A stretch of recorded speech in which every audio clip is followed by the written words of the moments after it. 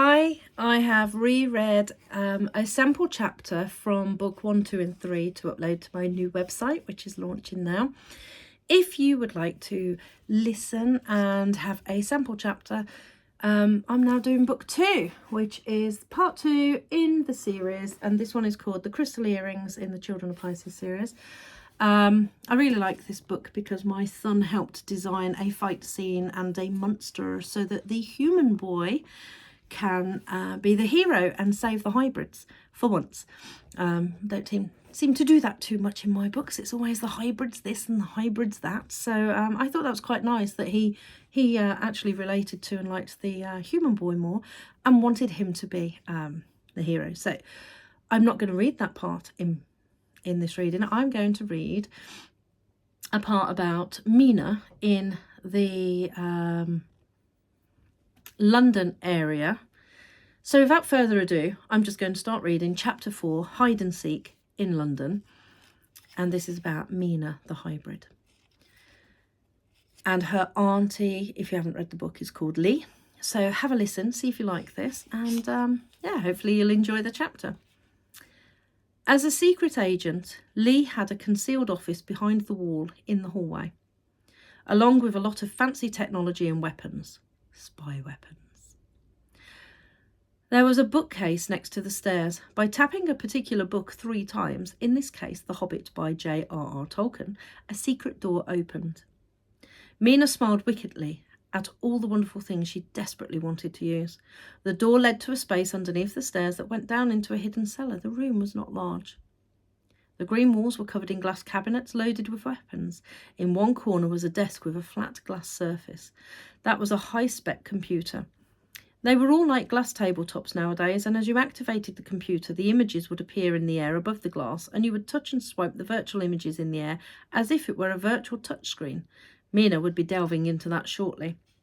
Lee had already prepared 2 dry bags, and Mina had finished all other packing. However, since she had more time, she could double-check and add a few extra things to each bag.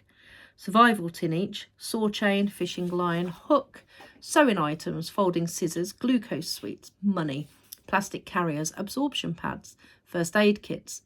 Mina took a multi-tool from the shelves, a paracord, flares, cutlery, water bottles, dry socks and various powders, waterproof matches, steel and flint, just in case. Lee had already put a mini weapon bag belt in each dry bag. The only thing left on the list was a poncho each. Thinking of Mikey, Mina decided to put a few extra ponchos in, just in case. In the meantime, Mina wanted more weapons for herself. She picked up a small packet of what looked like Starburst minis. Small fruit-flavoured chewy sweets. Yet these were not ordinary sweets and should never go near the mouth.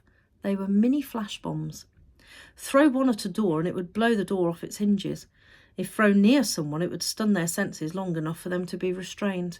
They were horribly dangerous when swallowed, which often happened, since sweets were a rich privilege nowadays. Lee told her how many shadow people would steal sweets and eat them in front of the agent, just like grown-up school bullies. It had worked well a few times when she had been captured and searched as an active agent. Mina put a packet in her jacket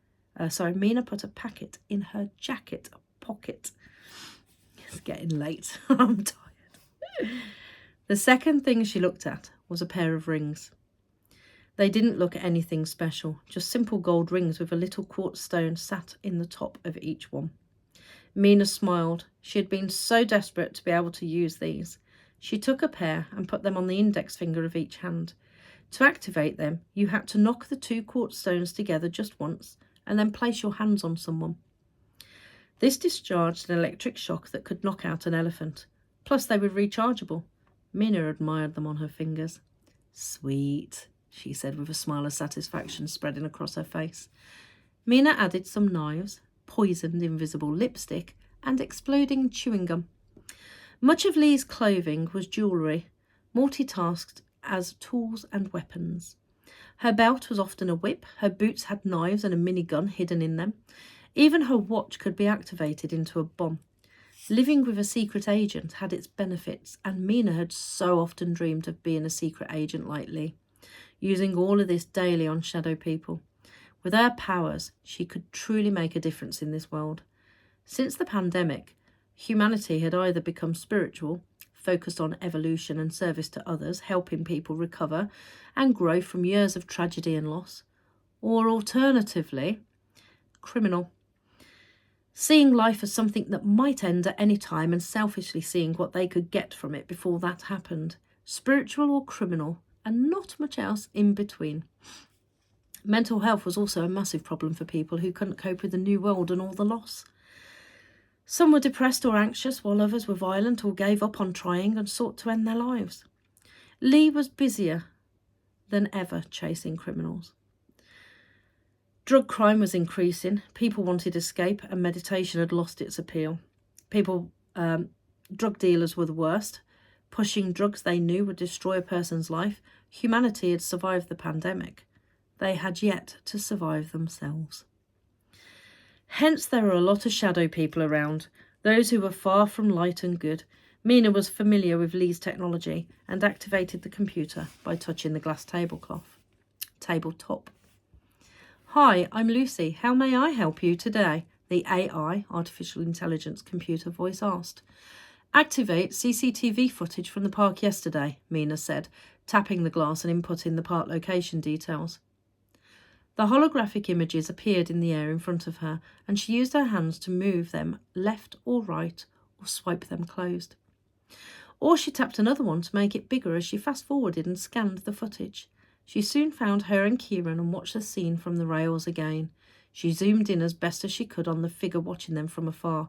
He was just a blur. The police officer was partly hidden by his helmet and glasses, and she could find no other vehicle that might have been used that she could track. They were clearly professionals. Sighing, Mina paced back and forth. It went against her nature to sit still, and yet there were, as Lee had said, no facts or evidence to use and help. She stomped out of the office and back to the kitchen to grab a glass of water. She was going insane stuck inside the house, even though it had not been for very long. She had to get out. After all, she was invisible when she wanted to be. She was about to decide whether she should call Josh and Dan and what Lee might say when she saw a shadow race past the window. Quickly turning the earrings, she merged with the curtains in the window and looked outside. It was Josh and Dan. They were crouched down, whispering outside the window, boards under their arms. What were they doing, she wondered. She peered down at them, assuming they were planning to play a prank on her. She leaned forward until her head appeared outside the house alongside them. They still couldn't see her. This could be a great way to scare the pants off the two of them, and yet they already looked worried about something. Their conversation was fraught with tension as Mina listened intently. Are they still behind us? Asked Dan. I think so. I'm sure they saw us turn down here, Josh replied. What should we do then? Shall we knock? Dan asked. I don't think that's a good idea. That would put Mina in danger. I thought we'd be able to get here without being seen. However, I know they spotted us. We can't put Mina at risk. I won't let them take her, Josh replied bravely. What do they want with us? I don't know, but they're the ones who took Kieran. They tracked us by my watch when I took Kieran's call. I'm sure of it, Dan whispered. Are you wearing the watch? No, I threw it in the bushes after that strange call from Kieran's phone. I'm not dumb. I knew something was off with that. Well done, Dan. Mina frowned, wondering how much they knew. Do you think he's okay? Dan asked. I don't know. I'm just hoping that it's someone we've upset trying to teach us a scare lesson and nothing more than that. I hope you're right. Freaked me out when Kieran sent me that message yesterday. Then a strange call and no speaking. Dan shook his head. Yeah, saying some police officer was hassling him and not letting him leave, and then his mum calls, asking if we've seen him and he's missing. Sick. Not good. Dan, look, that's them. Run, Josh said, grabbing Dan and skating away from the house. Mina stared wide-eyed as Dan and Josh were chased by a black van.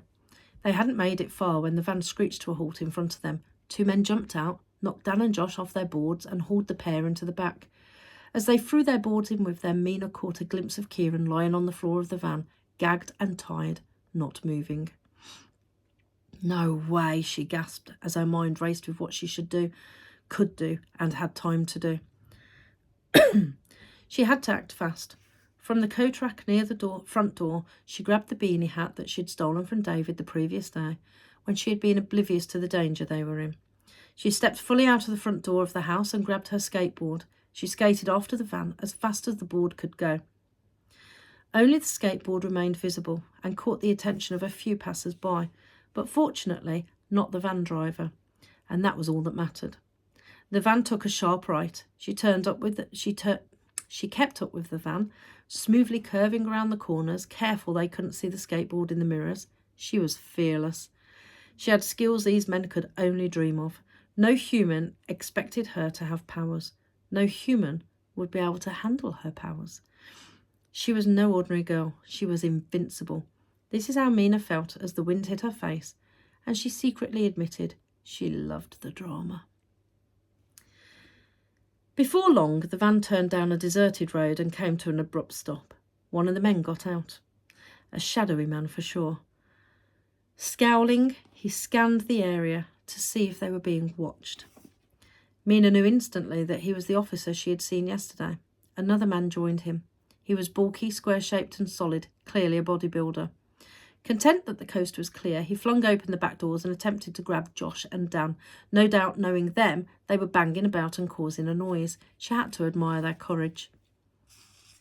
She saw flashes of rope and tape and knew they were being tied up in the same way as Kieran. The noisy banging and grunting assured her they were not making it at all easy to achieve. The men were yelling at them to be still, and the thinner one pulled out a laser gun and threatened them. She skated closer and turned her earrings, becoming visible once again. Facing the men, hands on hips, she waited for them to look up and notice her. They secured Josh and Dan, impatiently banged the door shut and turned to get back into the van when they froze upon seeing Mina. The one man overcame his surprise quicker than the bodybuilder and raised his eyebrows with a strange smile that wasn't really a smile, more like a twitch. "You fools have the wrong children," she said, smiling sweetly. She wasn't afraid of anyone. Not with her unique powers. Fear was something she had never experienced before, and she had no intention of starting now. She did a 180-degree spin on the skateboard and headed back to the main road. The bodybuilder ran after her, while the other jumped back into the van. As she neared the main road, the black van skidded to a stop and picked up the bodybuilder, who was already gasping for breath. Then they continued to pursue her. She sensed that they now knew that she was the one they'd been looking for. The way she moved, and a few special stunts she did, left them in no doubt of that. "About time you figured it out, you idiots," she muttered angrily. It riled her that they assumed the powers would belong to a boy before even considering the girl in the group. This was her chance to prove that she could, after all was said and done, take care of herself. "I know just the place to take you to," she chuckled to herself. She put her music on and turned up the volume. Lots of bass and energy. Looking back at the van, she grinned and stuck her tongue out at them. She was confident and speedily wove in and out of the traffic. Of course, there were still vehicles on the road, despite all the pollution and global warming. People found it hard to get rid of private cars, yet nowadays they were harder to own. Despite being more eco-friendly, you needed a licence to prove you couldn't survive without one and had to pass difficult and time-consuming tests and approval stages. Most cars were electric and autonomous, self-driving cars. You could share ownership and carpool to get a licence if you couldn't qualify alone. You needed a licence to have a child or a pet. Logic being rehome orphans and rescue animals only to those who could afford it. The poor were not allowed to breed, since this often led to them not being able to care for their children, and adding to the orphan school dilemma. Those rich enough had to adopt a child in order to have a biological child and prove that they could afford it. If you wanted 2 biological children, you first had to adopt and bond with 2 orphan children. You also had restrictions placed on you on what you could buy in supermarkets. Laws were strict now. Freedom a thing of the past. Technology and AI had improved and almost taken over. Things moved faster, more quietly, and were kinder to the planet. Still, London roads were too busy. A city always would be. People shouted at her or the van as they cut their way through the busy London traffic. The van had been altered because no autonomous car would be allowed to drive in such a manner. Not many had the funds and knowledge to achieve that. She was headed towards the scrapyard, a large area of ground covered with scrap cars from before Pisces. Petrol-based cars that had caused so much pollution and damage with nowhere to go. She pulled into the scrapyard, stopping to ensure the van driver had seen her turn, and carried on when he followed. Jumping off her skateboard, she quickly ran towards a large pile of discarded cars, turned her crystal earrings, and merged into the metal door of the nearest one. The van slowed down, then came to a stop, and the two men stepped out. "Where did she go?" she heard one of them say. "I don't know, Dr. Lloyd. She just disappeared," replied the bodybuilder. "She's definitely the one," said Dr. Lloyd. "These boys know nothing and are useless. Shall we let them go?" "No. We need them for leverage. She is here for them. We got lucky. Once we have her, we can just wipe their minds." "Yes, Doctor." "Come out now, or your friends will be hurt," Dr. Lloyd shouted into the scrapyard. He didn't realise Mina was so close to them. She was excited at being here and knowing she could outsmart them so easily. Just two normal men. No challenge to her. She had to get Kieran, Dan and Josh to safety before she did anything. Plus, she couldn't risk them seeing her. Looking further into the yard, she noticed a car with an open door, far enough away for it to take the men out of view of the van. She focused on the door and made it shut with a loud bang. As she expected, the men raced towards the sound and left the van unattended. Inferior brains, as predicted. Quietly, Mina walked to the van, her earrings changing her camouflage according to the background as she walked, keeping her invisible. She tried to open the van doors. They were locked. "As if that's going to stop me," she muttered arrogantly. She focused on the lock, used her mind to move the small parts within, and it sprung open. Tied and gagged on the floor of the van were Kieran, Josh and Dan. They looked confused and scared. They stared at the open doors, terrified and unable to see anyone. Mina realised the earrings were still active and turned them off. She came into view and raised her fingers to her lips. "Shh," she whispered.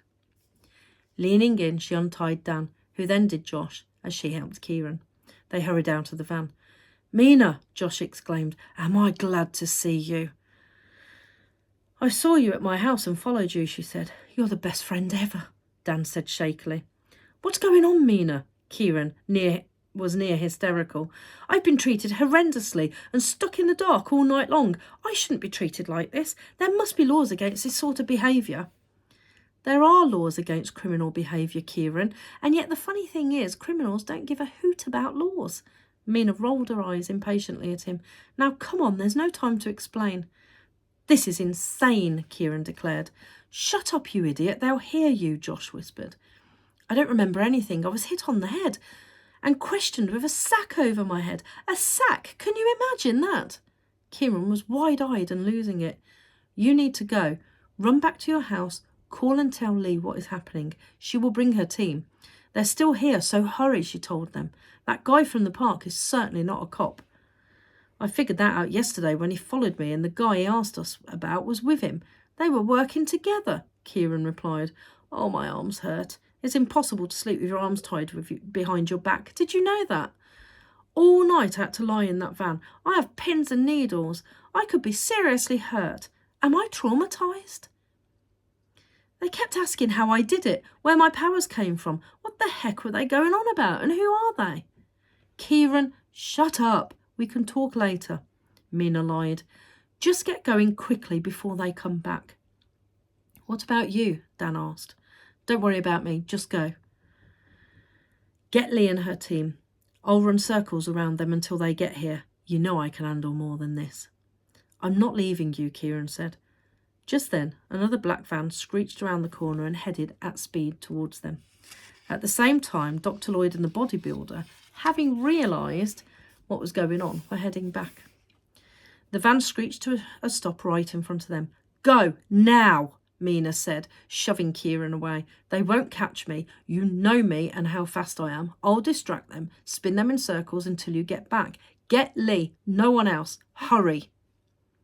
The boys hesitated, then saw the seriousness in Mina's face and reluctantly did as ordered. Grabbing their boards from the back of the van, they skated off together while Mina skated in the opposite direction. "Get the boys," Dr. Lloyd shouted.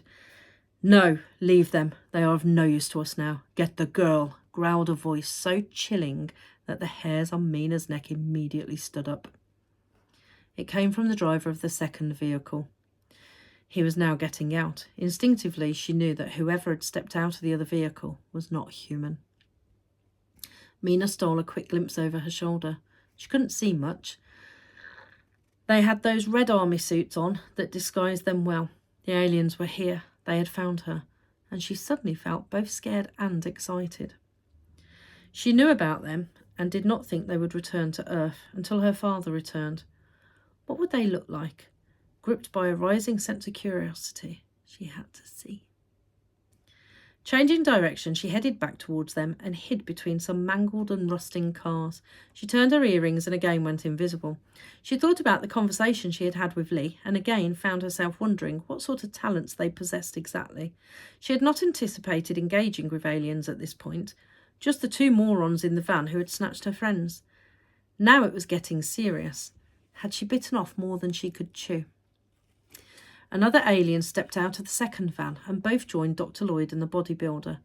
Mina could just about make out their profound black eyes through the darkened masks. As dark as hers. She looked all human except for the darkness of her eyes. None of her alien heritage came through. As they approached, her curiosity to know what they looked like increased. Would they look like her father? What was she to expect? Were they the same species of alien? They were gently getting closer to her now, and she felt a slight pain in her head, almost like a headache. She recognised it as the same pain she felt when Mikey tried to contact her. They were trying to read her mind. She tried to blank out her thoughts, block them from reading her, just as she had tried to do with Mikey. She pressed herself more into the body of the scrap car. "Did you feel that?" said Lieutenant Kodo. "She's using crystal technology. I felt the energy change. She's nearby, over there. Pass me the neutralizer." Colonel Ludwig raced back to the van and promptly returned with a small handheld machine that emitted a continuous beep. Almost like an old-fashioned police officer's speed gun that would be used to detect speeding cars back in the day. He passed it to Lieutenant Kodo. "What's that?" asked Dr. Lloyd. "It's a crystal neutralizer. It interferes with crystal technology. And it's a good thing we had one with us, since she's got some strong crystals on her somewhere," Lieutenant Kodo answered. "She knows how to use crystals?" Dr. Lloyd scowled. "Haven't you learned anything from us yet?" You can't stand the idea that even after training you are unable to use the crystals, and yet a young girl without any training can. I've told you before, it's not something you can pick up. Either you can connect with crystal energy or you cannot. Not everyone is born with this ability, and those who need training are never as strong as those who just naturally can." Lieutenant Kodo laughed, a rasping sort of rumble. Dr. Lloyd blushed. He had been rescued from the police as soon as they had flown him from Vivacity Island. His reputation was ruined, and the aliens now thought even less of him. His chance of promotion in their ranks was slipping through his fingers. He couldn't connect to crystal technology, which they saw as a massive weakness, and therefore he could never use it. This was a bitter pill to swallow. He had so desperately sought the power that crystal technology held. And as if that wasn't enough, he had completely failed at Vivacity Island when he was captured. Fortunately, many police officers were traitors and worked for the aliens, so he was instantly released. He had been relocated to London to redeem himself by the demeaning and tedious job of monitoring children in parks. He was tired, hadn't slept in 2 days, and was just glad that his private detecting had paid off and he was now close to yet another one of the children of Pisces. His inability to comprehend the others had been a huge embarrassment. He simply couldn't mess up again this time. In a moment of panic, which Mina would later come to regret, she threw a starburst mini at the one with the neutralizer. It stunned him into stillness, as predicted, for a few moments without impacting the others. She should have chucked a whole packet at them. Damn it, she hadn't thought about that. She raced from her hiding place, eager to put as much distance between her and them as she could. Then she brought a pile of cars crash into the ground, forcing the men and the aliens to take evasive action.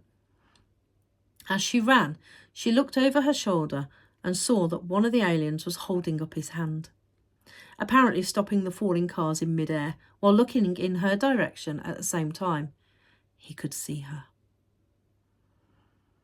He was Lieutenant Kodo. He was the one to be wary of. Mina saw his immense shadow, worse than any shadow person she had ever seen. He was pure evil. He terrified her. The dark force was tremendously strong within this one.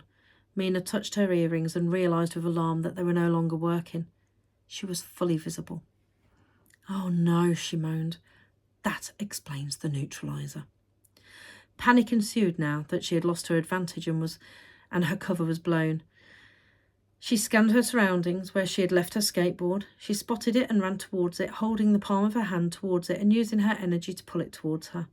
It started to move, and as it reached her, she jumped on and skated away as fast as she could. However, after barely a dozen yards, the wheels fell off. "Ah!" she screamed as the skateboard skidded beneath her feet and disappeared under a car, the wheels rolling randomly in different directions. Her gymnastic abilities saved her from hitting the same car as she flipped over the bonnet and landed on her feet on the other side.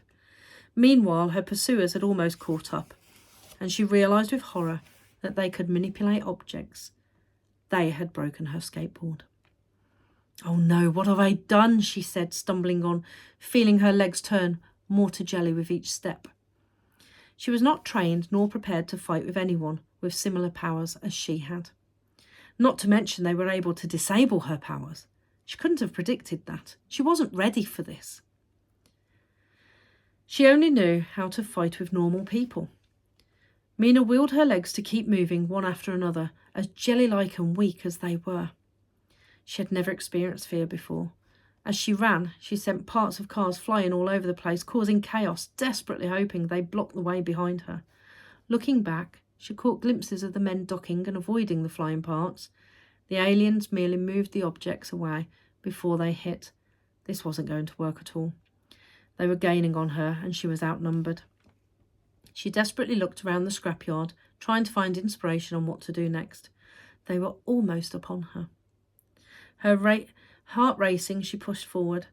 Then she saw the car crusher. It gave her hope, and she headed towards it. She could barely breathe from both running and fear. For the first time in her life, she started to understand how humans felt fear, and how it altered their minds and bodies. It surprised her, despite all of Lee's training. "The only thing we have to fear is fear itself," Lee repeatedly told her. "If fear gets you, it destroys your immune system, your mind, and your body. Yet remember, Mina, fear doesn't exist in the present. It never really exists. Fear is in the future. Fear is something we fear may happen. Stay present, and fear can never hold you." Mina recalled these words as she climbed into the crusher and crouched down into a corner behind an uncrushed car. She was fearful as they might get her. Yet for now she was free.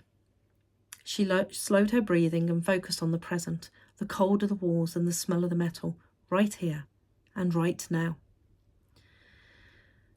Now what might soon happen, not what might soon happen. The future did not exist. Mina only felt the present. The fear evaporated. She turned her earrings until she felt them working again, feeling the usual tingling in her skin as the crystal energy embraced her body. She felt the camouflage effect settling in. Now all she had to do was try to keep the crystals working, and they wouldn't see her. If they did manage to find her, they would have to climb into the crusher after her, and she could bring it down on them. Then the terrifying thought crossed her mind that they could do likewise to her. If they disabled her crystal earrings, then she wouldn't be able to walk through the crusher and would die. She closed her eyes as the taste of copper filled her mouth and felt the overwhelming feeling of fear and imminent defeat wash over her. She had never felt so powerless in her life. She should have waited at home. What had she done? Mina sent a message on her watch to Lee. "I'm so sorry, Lee. I'm trapped and terrified I'll never see you again. Please forgive me for not listening. They have arrived." So I hope you liked that. And join me next time for a sample chapter from book 3. Take care, have a lovely day, and thanks for listening.